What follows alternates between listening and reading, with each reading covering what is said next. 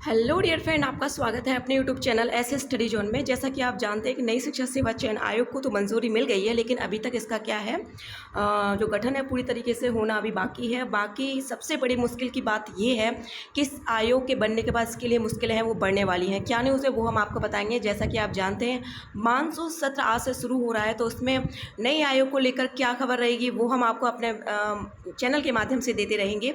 UP TET और super TET पे भी थोड़ा बहुत हम लोग बातचीत कर लेते हैं। अगर आप हमारे चैनल पर पहली बार विजिट कर रहे हैं तो प्लीज़ हमारे चैनल को सब्सक्राइब करना बिल्कुल ना भूलें।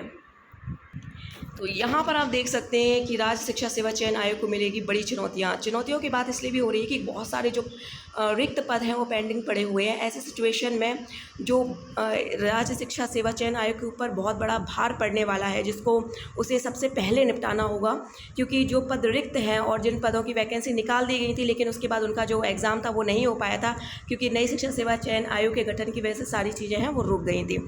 अब उसके ऊपर सबसे बड़ी चुनौती है कि वो किस तरह से किन चीज़ों को रेगुलरिटी के साथ शामिल करें, जिससे सभी एग्ज़ाम क्लियर हो, धीरे धीरे से क्लियर हो जाएं और जो अपने ऊपर जितना भी बोझ है उसको वो कम कर सके।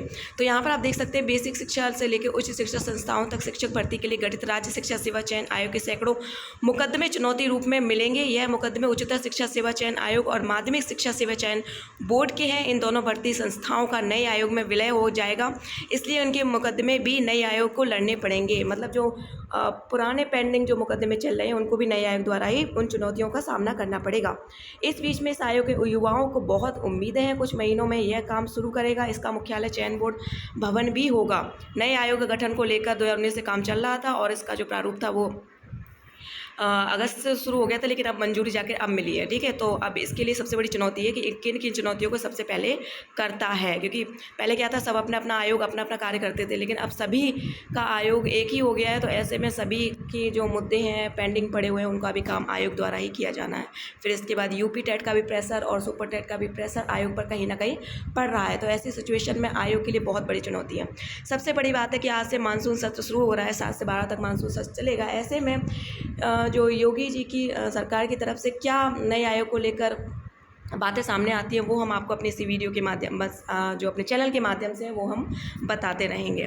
और अगर सत्र की हम बात करें तो यहाँ पर आप देख सकते हैं कि प्रदेश में गहराए रोजगार संकट, पूंजी श्रम पलायन और 6 लाख से ज़्यादा सरकारी विभागों में रिक्त पदों भरने के मुद्दे को 7 अगस्त से शुरू हो रहे प्रदेश के मानसून सत्र में इस मुद्दे को उठाने के लिए संयुक्त मोर्चा नेता प्रतिपक्ष व सपा के अध्यक्ष अखिलेश यादव, बसपा अध्यक्ष मायावती, कांग्रेस की प्रदेश प्रभारी प्रियंका गांधी व अध्यक्ष ब्रजलाल खावरी, रालोद अध्यक्ष जयंत चौधरी के पत्र ट्वीट कर अपील की है। तो यहाँ पर अपील भी करी गई है कि जो रिक्त पद हैं उनको जल्दी से जल्दी भरा जाए।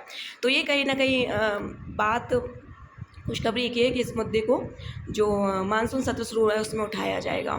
तो पुराने विज्ञानों पर नए पद शामिल करने का भी मुद्दा यहाँ पर कहीं ना कहीं उठाया जा रहा है। नई शिक्षा सेवा चयन आयोग गठन के इंतजार में साल भर की भर्तियाँ ठप पड़ी हैं। इस दौरान से सेवानिवृत्ति बाद में शिक्षकों की जो पद खाली हुए हैं उनको भी ऐड करने की बात यहाँ पर करी जा रही है। उसके साथ ही जो विज्ञापन है उसको निकाला जाए, यानी कि जो रिक्त पद हैं उनको भी उसमें शामिल करके ही पदों को संख्या को बढ़ाकर निकाला जाए। तो ये बात यहाँ पर करी जा रही है। तो शासकीय माध्यमिक विद्यालयों में सहायक अध्यापक पीजीटी की भी बात यहाँ पर करी जा रही है। तो ये कहीं ना कहीं सबसे बड़ी बात है कि जो नए आयोग के लिए बड़ी मुश्किलें तो बढ़ेंगी, लेकिन ये मुश्किलों को सामना तो उन्हें करना ही पड़ेगा, क्योंकि सारी चीज़ें उन्हें अपने सुचारू रूप से चलानी ही पड़ेंगी। धन्यवाद।